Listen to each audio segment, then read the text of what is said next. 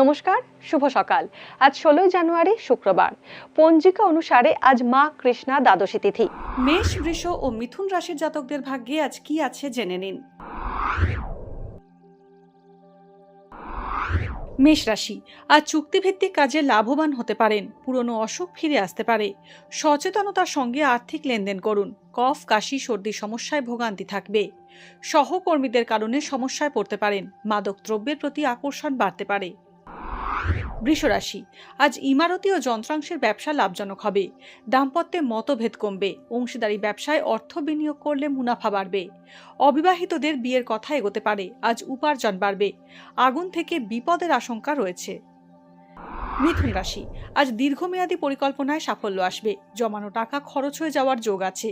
আইনি সমস্যায় জড়িয়ে পড়ার আশঙ্কা রয়েছে। তৃতীয় ব্যক্তির কারণে সম্পর্কে জটিলতা বাড়বে। বিদেশ যাত্রা হতে পারে। উচ্চশিক্ষায় সুফল লাভের আশা কম।